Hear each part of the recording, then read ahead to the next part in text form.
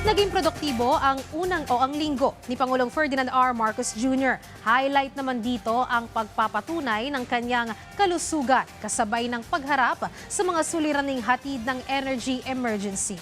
Ang buong linggong aktibidad ng Pangulo atin pong balikan sa ulat ni Kenneth Pasyente. Pinatunayan ni Pangulong Ferdinand R. Marcos Jr. na wala siyang sakit matapos niyang humarap sa media nitong Lunes ng hapon.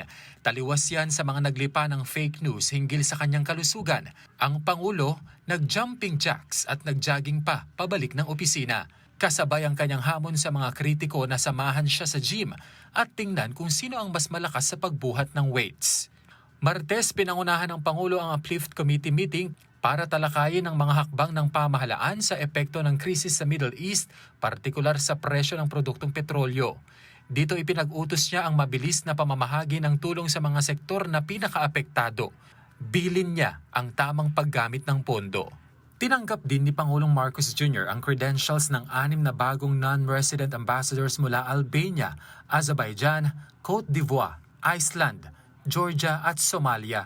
Binigyang diin ng mga envoy ang pagpapalakas ng ugnayan sa Pilipinas sa larangan ng kalakalan, pamumuhunan, edukasyon, turismo at people-to-people exchanges.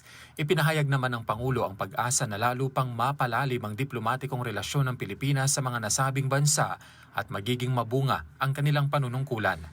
Miyerkules, biyaheng Tacloban ng Pangulo kung saan pinangunahan niya ang mass oath-taking ceremony ng higit 2,000 newly promoted teachers at principals mula sa Eastern Visayas.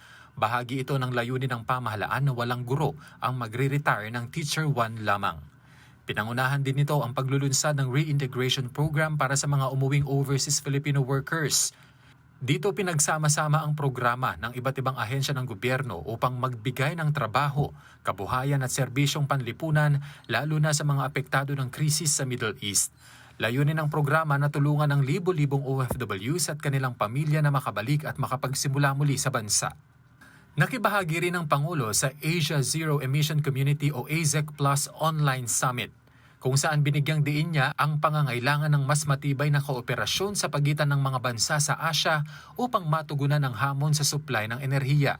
Huwebes, nanguna sa paglulunsad ang Pangulo ng Biyayang Bigas para sa Maynila program. Sa ilalim nito, makakatanggap ng tig 10 kilo ng bigas ang mga benepisyaryo na tinatayang aabot sa humigit kumulang 80,000 na pamilya.